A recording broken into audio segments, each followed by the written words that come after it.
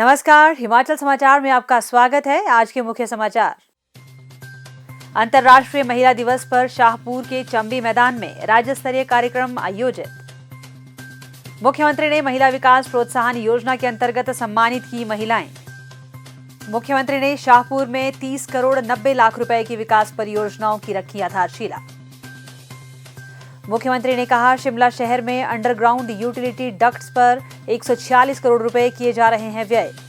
और अब समाचार विस्तार से। मुख्यमंत्री ठाकुर सुखविंदर सिंह सुक्खू ने आज कांगड़ा जिला के शाहपुर विधानसभा क्षेत्र के चंबी मैदान में अंतर्राष्ट्रीय महिला दिवस पर आयोजित राज्य स्तरीय कार्यक्रम में विशाल जनसभा को संबोधित करते हुए शाहपुर में सब जज कोर्ट डीएसपी कार्यालय खोलने की घोषणा की।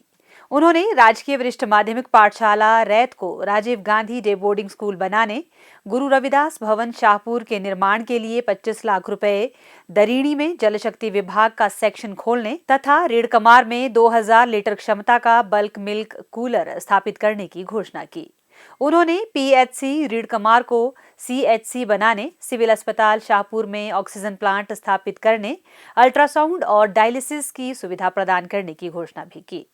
मुख्यमंत्री ने पीएचसी लंज के भवन निर्माण के लिए धनराशि प्रदान करने, सिविल अस्पताल शाहपुर और पीएचसी नागनपट में डेंटिस्ट, पीएचसी चड़ी में डेंटल हाइजीनिस्ट का पद स्वीकृत करने, राजकीय महाविद्यालय लंज में बीसीए, बीवॉक तथा पीजीडीसीए कोर्स शुरू करने की घोषणा की। उन्होंने राजकीय महाविद्यालय शाहपुर और आईटीआई शाहपुर का नामकरण पूर्व प्रधानमंत्री स्वर्गीय राजीव गांधी के नाम पर करने, राजकीय उच्च विद्यालय भनाला का नाम शहीद पवन कुमार तथा पक्का टियाला से चौरी सड़क का नाम बदलकर शहीद मिलाप सिंह जम्वाल के नाम पर रखने की घोषणा भी की। अंतर्राष्ट्रीय महिला दिवस की शुभकामनाएं देते हुए मुख्यमंत्री ठाकुर सुखविंदर सिंह सुक्खू ने पंचायती राज संस्थाओं में महिलाओं को 33% आरक्षण प्रदान करने का श्रेय पूर्व प्रधानमंत्री स्वर्गीय श्री राजीव गांधी को दिया। उन्होंने कहा कि संविधान में यह संशोधन श्री राजीव गांधी की सोच का प्रतीक है, जिससे महिलाओं के प्रति समाज में सकारात्मक बदलाव आया और आज महिलाएं समाज के हर क्षेत्र में पुरुषों के साथ कंधे से कंधा मिलाकर चल रही है। इस अंतर्राष्ट्रीय महिला दिवस के अवसर पर मैं आज सभी अपनी माताओं को, बहनों को बहुत बहुत शुभकामनाएं देता हूँ। 2 वर्ष पहले आपके आशीर्वाद से हिमाचल प्रदेश में कांग्रेस की सरकार बनी। 2 वर्ष के लंबे अंतराल में महिलाओं के कल्याण के लिए जो योजनाएं हम लेकर आए, उससे पहले स्वर्गीय श्री राजीव गांधी जी ने किस प्रकार समाज में महिलाओं को उचित दर्जा मिले 73वां और 74वां संविधान संशोधन लाए।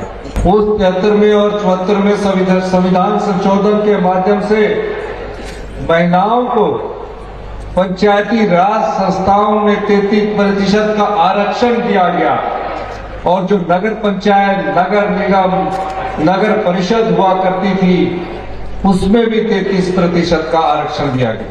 ये परिवर्तन राजीव गांधी जी की सोच के अनुसार आया और आज मुझे ये बताते हुए खुशी है, जिस समय महिलाओं को दूसरे दर्जे का समझा जाता था, इस पुरुष प्रधान समाज में आज हिमाचल प्रदेश की महिलाएं कंधे से कंधा मिलाकर पुरुषों के साथ मुकाबला कर रही है, खड़ी हो रही है। पिछले पंचायती राज चुनाव हुए, उन पंचायती राज चुनावों में 56% महिलाएं चुनकर आई। ये बड़ी खुशी की बात है। डॉक्टर मनमोहन सिंह जी की सरकार थी, हमारे पास 2/3 मेजॉरिटी नहीं थी, लेकिन सोनिया गांधी जी ने निश्चय किया कि महिलाओं को विधानसभा, लोकसभा, राज्यसभा में 33% का आरक्षण मिलना चाहिए। सबसे पहले सोनिया गांधी जी ने राज्यसभा में महिलाओं के आरक्षण का 33% महिलाओं के आरक्षण का विधानसभा, लोकसभा, राज्यसभा में बिल प्रस्तुत किया और उसे पास करवाया। आने वाले समय में हम विधानसभा में महिलाओं को आरक्षण देने के पक्षधर है। हमारी सरकार ने सबसे पहले महिलाओं के लिए योजना लेकर आई। हिमाचल प्रदेश का एक ऐसा कानून था, एचपी लैंड सीलिंग एक्ट, जिसमें भूमि के आवंटन के समय बेटे को तो इकाई मान लिया जाता था, लेकिन बेटी को इकाई नहीं माना जाता था, उसे भूमि के हक से वंचित किया जाता था। हमने कानून में परिवर्तन किया और महिलाओं को उस अधिकार से नवाजा। यही नहीं, अभी जो पुलिस की भर्ती हो रही है उसमें महिलाओं को 20% का आरक्षण था, मैंने उसे बढ़ाकर 30% कर दिया। हमारी सरकार ने उन विधवा बहनों के लिए जिनके पति अधूरा सफर उनके साथ छोड़कर चले गए, इंदिरा गांधी सुख शिक्षा योजना लेकर आई और उन बच्चों की पढ़ाई का पूरा खर्चा 1 लाख लगे, 2 लाख लगे, 10,000 लगे, 5,000 लगे, 1,000 लगे, इस वर्ष से हिमाचल प्रदेश की सरकार पहल कर रही है। ये सही मायनों में महिला के कल्याण के लिए हम योजना लेके आए हैं। मुख्यमंत्री ने कहा कि उनका प्रयास रहता है कि निर्णय लेने में महिलाओं की भूमिका हो। प्रदेश सरकार महिला कल्याण के लिए प्रतिबद्ध है। आज महिलाएं किसी भी क्षेत्र में पीछे नहीं हैं और महिला शक्ति ही प्रदेश को आत्मनिर्भर बनाने की नींव है। मुख्यमंत्री ने कहा कि वर्तमान राज्य सरकार इंदिरा गांधी प्यारी बहना सुख सम्मान निधि योजना के अंतर्गत महिलाओं को प्रतिवर्ष 18,000 रुपए दे रही है। उन्होंने कहा कि आने वाले समय में सभी पात्र महिलाओं को 1,500 रुपए दिए जाएंगे। उन्होंने कहा कि हर वर्ष आंगनबाड़ी कार्यकर्ताओं, मिनी आंगनबाड़ी कार्यकर्ताओं और आंगनबाड़ी सहायिकाओं का मानदेय बढ़ाया जा रहा है, जबकि पिछली सरकारों के कार्यकाल में यह बढ़ोतरी सिर्फ चुनाव से पहले की जाती थी। उन्होंने कहा कि राज्य सरकार कई सुधारात्मक कदम उठा रही है, लेकिन किसी भी बदलाव में समय लगता है और इस बदलाव में मंत्रिमंडल के सभी सहयोगी महत्वपूर्ण भूमिका निभा रहे हैं। उन्होंने कहा कि समय के साथ चलना बेहद आवश्यक है। मुख्यमंत्री ने कहा कि राज्य सरकार ने दूध का न्यूनतम समर्थन मूल्य बढ़ाया है। प्रदेश सरकार प्राकृतिक खेती से उत्पन्न गेहूं और मक्की की खरीद कर रही है। गांव के किसान के हाथ में पैसा कैसे पहुंचे, कोई कल्पना नहीं कर सकता था। चौधरी चंद्र कुमार जी यहाँ बैठे हैं कि दूध जो 32 रुपए किलो मिल्क फेडरेशन के द्वारा खरीदा जाता था, उसमें 13 रुपए की बढ़ोतरी करके 45 रुपए किलो के हिसाब से खरीदा जाना है। कोई कल्पना नहीं कर सकता था। जो मक्की गोबर से आधारित खरीदी जाएगी वो 30 रुपए किलो हमारी सरकार के द्वारा खरीदी जा रही है। गेहूं 40 रुपए किलो के हिसाब से खरीदी जा रही है। अगला बजट जो मेरा होगा वो गांव के लोगों के लिए होगा, ग्रामीण अर्थव्यवस्था के लिए होगा, गांव के किसानों के लिए होगा, गांव में रहने वाली महिलाओं के लिए होगा, युवाओं के लिए होगा। 90% लोग हम गांव में रहते हैं, हम गांव के परिवेश से आते हैं। गांव की परिस्थितियों को मैं अच्छी तरह समझता हूं। गांव की पीड़ा को मैंने देखा है, गांव के जीवन को मैंने देखा है, गांव के रहन सहन को मैंने देखा है, गांव के रीति रिवाज को मैंने देखा है। हिमाचल प्रदेश की संस्कृति, हिमाचल प्रदेश के संस्कार, हमारा प्राकृतिक सौंदर्य और हमारा प्राकृतिक प्रेम, ये हिमाचल प्रदेश की संस्कृति है। हमारी सरकार इस दिशा में भी आगे बढ़ रही है। विकास के नए आयाम स्थापित किए जा रहे हैं।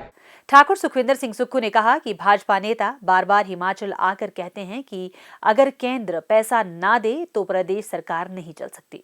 उन्होंने कहा कि यह केंद्र का पैसा नहीं बल्कि प्रदेश की जनता का पैसा है।